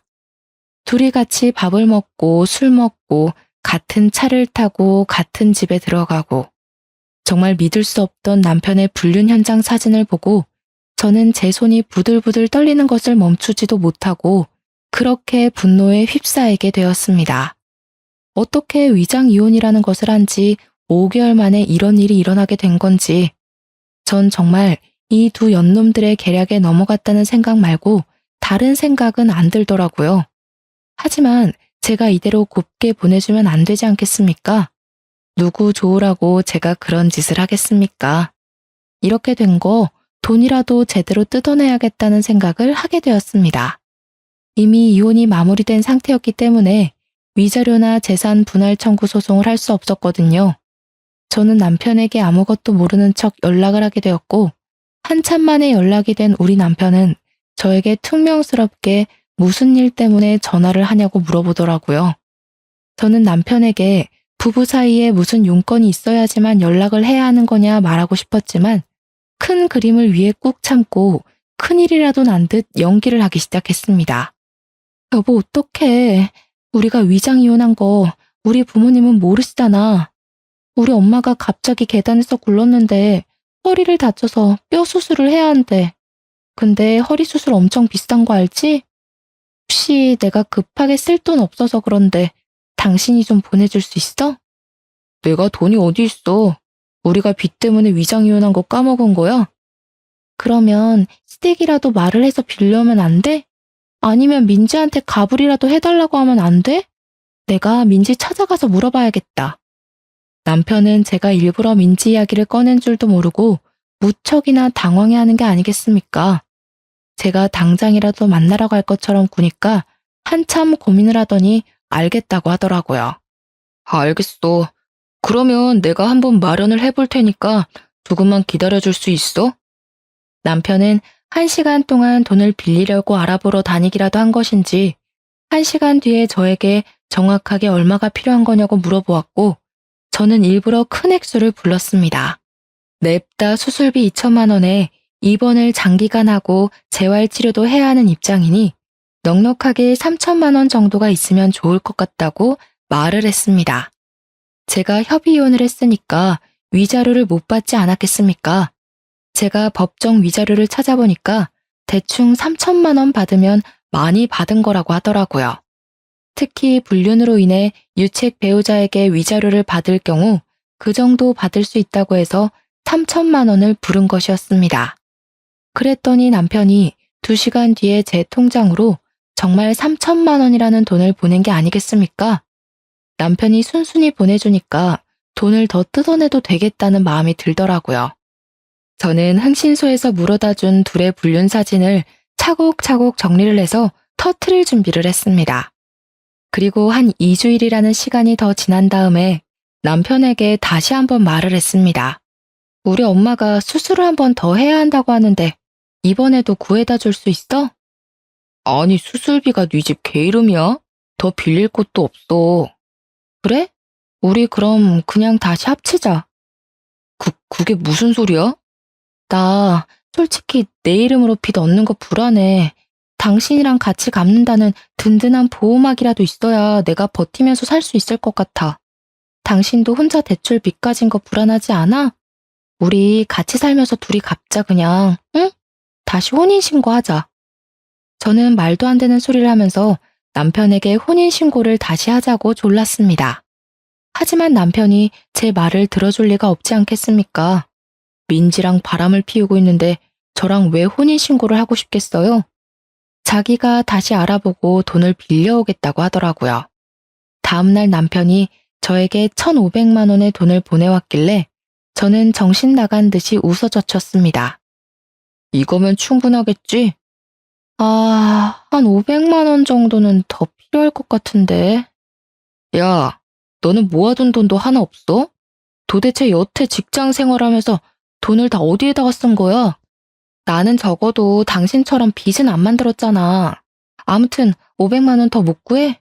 그럼 어떡해. 우리 그냥 다시 합치자니까. 나 불안해. 수술 못해서 우리 엄마 큰일 나면 사이가 와서 돕고 해야 할 거 아니야. 500만 원 더 구해와. 남편은 결국 제 억지 논리를 이기지 못하고 추가로 500만 원을 더 보내왔습니다. 제 통장에 찍힌 5천만 원이라는 돈을 보니까 마음이 엄청나게 든든해지더라고요. 저는 이제 마지막을 장식하기 위해서 모든 걸 다 터뜨리기로 마음을 먹었습니다. 당연히 모든 사람들이 알 수 있을 만큼 크게 쪽팔림을 주면서 불륜 사실을 폭로하고 싶었는데 대학 동기들 몇 명에게 말을 하니 너도 나도 도와주겠다고 하는 게 아니겠습니까? 정말 친한 동기 몇 명끼리 모여서 계획을 짜다가 기가 막힌 것을 알아냈습니다. 동문회 연말 모임이 코앞으로 다가왔다는 사실을 말입니다. 민지가 운영하는 액세서리 업장이 잘 되고 있는 상태였고 인터넷에 후기도 꽤 많이 올라오고 있는 중이었는데 이참에 이 사업장도 쫄딱 망하게 하고 싶었습니다. 저희들은 연말 모임에서 찌라시처럼 뿌릴 둘의 불륜 사진이랑 그동안 있었던 모든 일들을 정리해서 프린트물을 만들었고 만발의 준비를 해서 동문회 연말 모임에 참석했습니다. 그날 민지는 자랑스러운 동기상을 받기로 되어 있었는데 이게 사업이 잘 된 사람들이 허세를 떨듯 동문회에 기부를 하면 주는 상이거든요. 한마디로 나 돈 잘 번다 하고 자랑하면서 받는 상인데 저희는 민지가 상을 받으러 올라가는 타이밍을 노리기로 했습니다. 동문회 모임에서 따로 떨어져 앉아있긴 했지만 연신 눈빛을 주고받는 남편과 민지를 보면서 저는 피해 복수를 결심했습니다. 드디어 민지가 호명이 되어 상을 받으러 올라갔고 그 순간 저는 단상으로 성큼성큼 올라가 상을 수상하는 민지의 옆에서 프린트물을 뿌려댔습니다.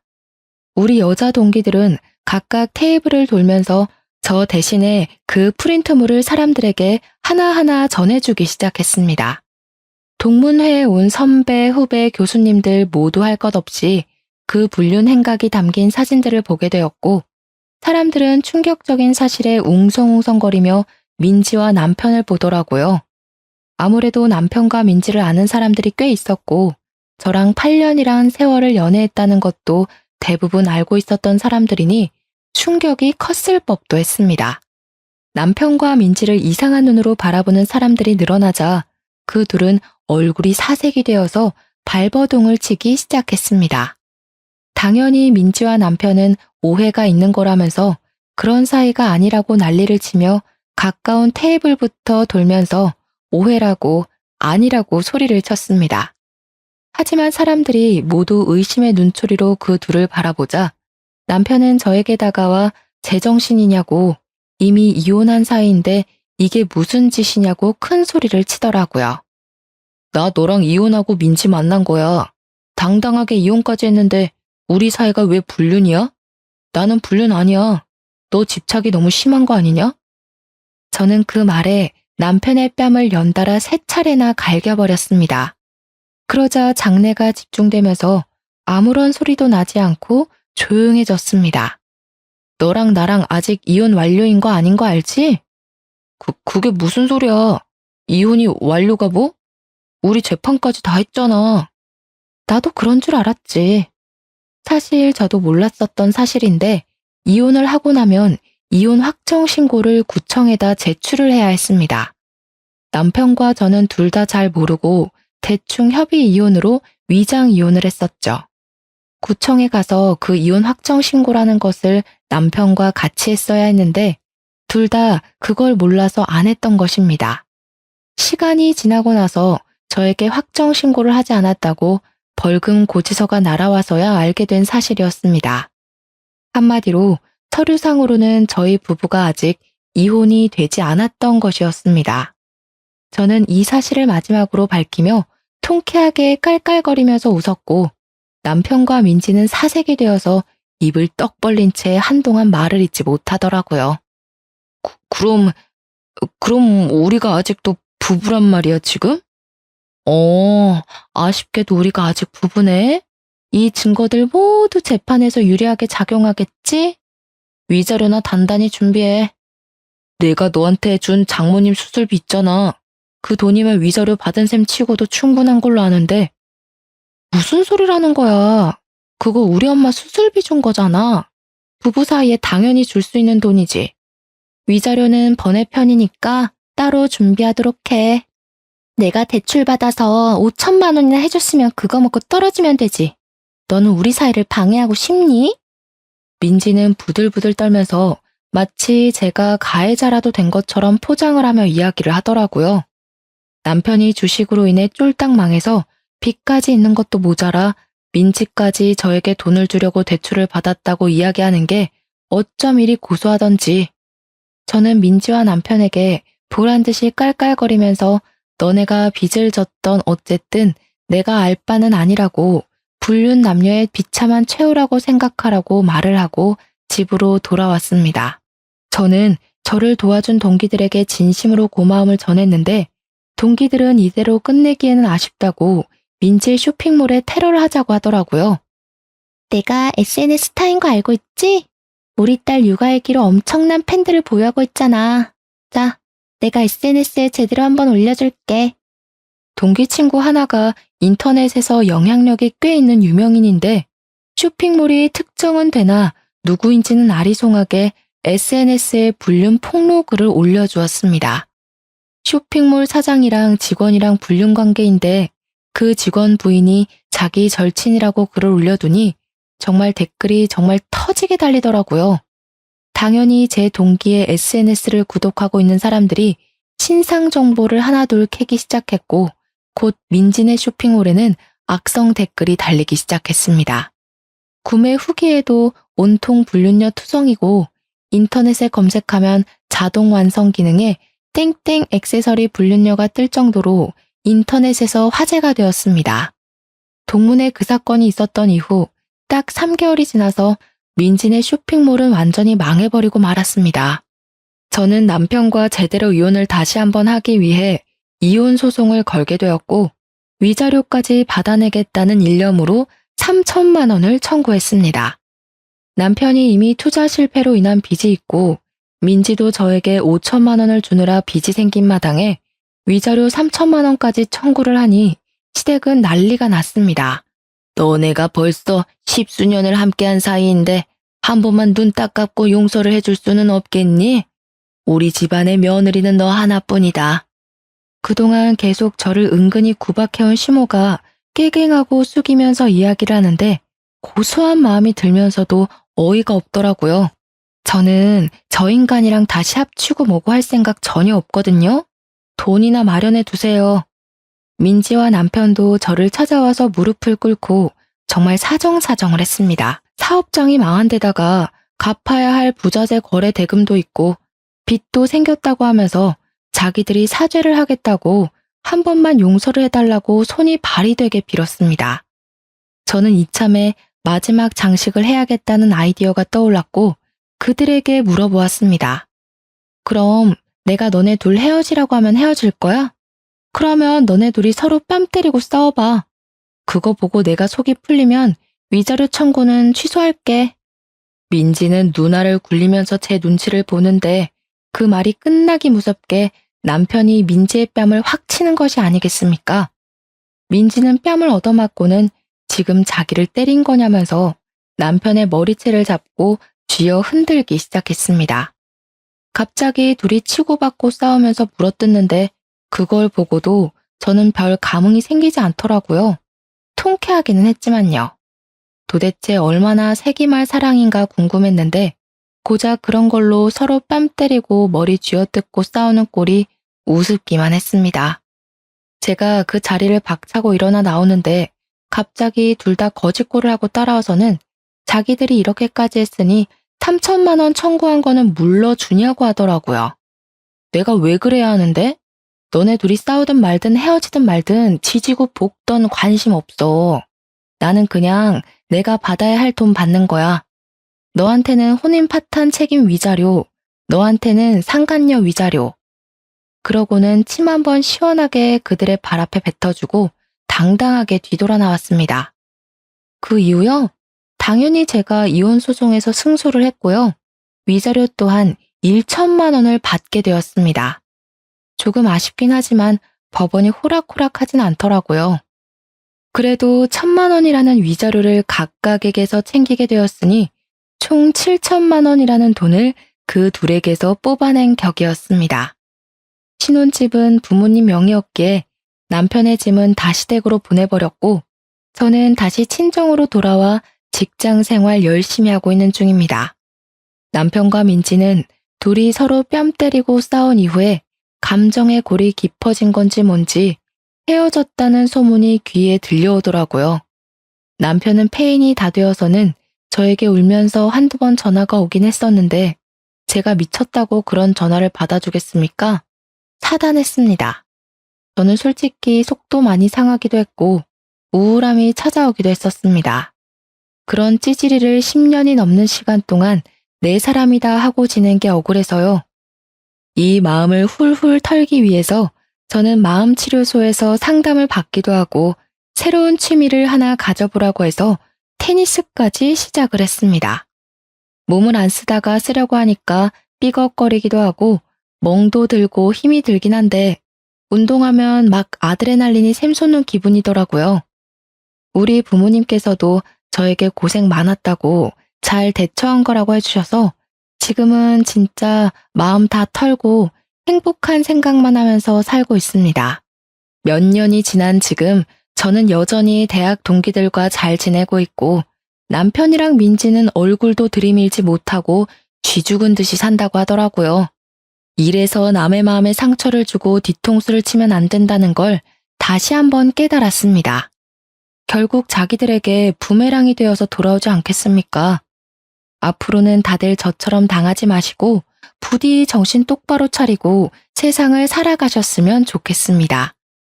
그리고 만약 이런 뒤통수를 맞았더라도 꼭 의연하게 대처하시길 바라면서 저의 글은 여기서 줄이도록 하겠습니다. 감사합니다.